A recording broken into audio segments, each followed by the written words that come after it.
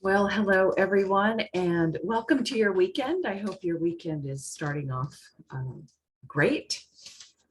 So we had a big decision in the US yesterday, and so I thought I would do a quick oracle session just to see what the sage has to say about this. Okay, so I'll just get right into it. On the topic of abortion in general, I asked the sage, did he have a hexagram that would just talk about that topic in general? And I got a no. And I think, of course, that felt right to me because that's a topic.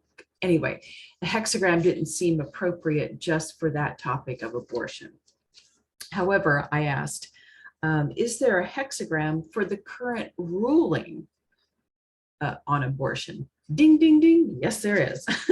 And what I got was hexagram 54. I mean, couldn't be any more perfect. And it's called the Marrying Maiden, which is described as an untenable situation. And it talks about the judgment here is the undertakings, or this decision, the undertakings bring misfortune, nothing will further. So nothing good is going to come out of this untenable situation, and this decision brings misfortune. When we're talking about misfortune, we're just saying out of alignment with the cosmos of nature.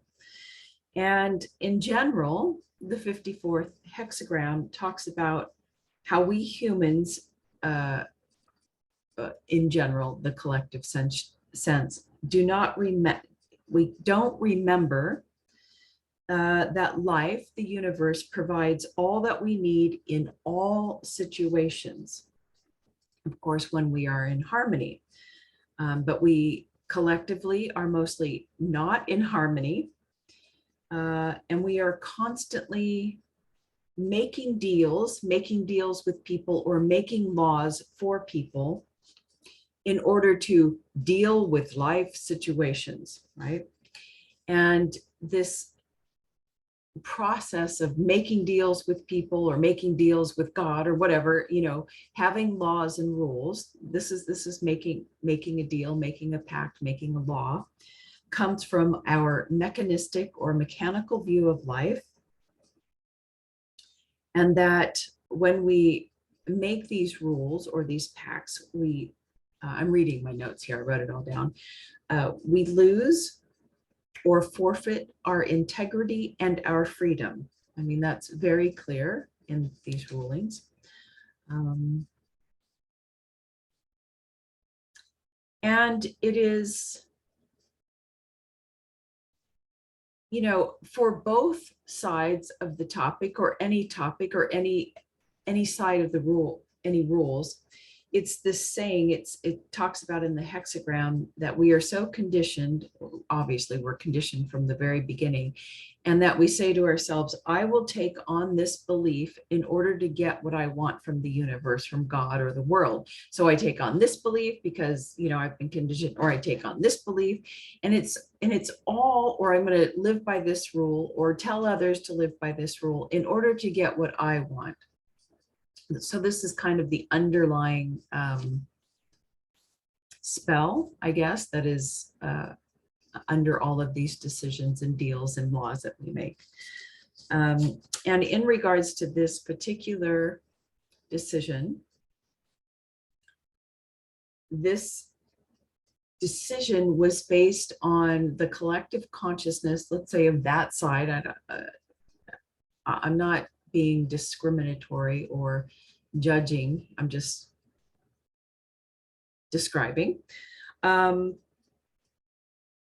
this side wants to remain in the comfortable lap of being told what to do. This comes directly from the I Ching and the hexagram, that this is where the collective consciousness that made this decision, that upholds this decision, is coming from. They're remaining in the comfortable lap of being told what to do. Okay. Let's see. When I asked, is the gene key, the 54th gene key, was it applicable to this situation, I got a yes. And it's not about, which is the shadow frequency of the gene key is greed, and it talks about in there, it's all about material greed, but how the sage referenced it here is that it is, I asked, is this about greed of material resources? No. Is it greed of hierarchy and the need to be right? Ding, ding, ding. So this is where the greed from how this decision was made came from the need to be right and to be like top of the food chain. And this gene key talks about that this, this greed is wrapped up, or it's, what is the word? It's pretending to be an evolutionary step, or it's pretending to be aspiration, but it's really greed or aspiration without trust, right? So this decision is pretending to be, or the people telling themselves, this is an evolution, this is an aspiring decision, but it's without the trust of the universe. It's without it's thinking of the universe or the world as mechanical, and not trusting in the universe provides everything you need in all situations. So that's interesting. And then I just asked a couple of questions about this decision. So is this decision an indicator of just another indicator of the destruction of our society or decision? Of our system?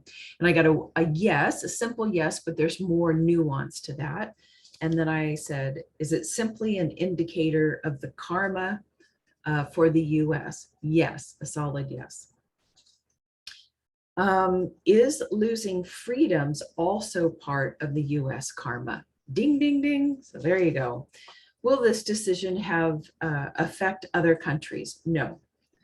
Let me see. And then I just asked a couple of questions. Is abortion ever in alignment with the cosmos? Yes, simple yes, with lots more nuance around it. Then I asked, just depends on the circumstance? Ding, ding, ding. And then of course I asked, have many women had abortions that are not in alignment with the cosmos? Yes. So, the universe here says it all depends on the situation. In some circumstances, the abortion was not in harmony with the cosmos, because had you not had someone not had the abortion, the universe would have provided everything that you needed, perhaps a family, would have helped you out regardless. So it's all very interesting. And then I asked, are we complete? And I got ding, ding, ding.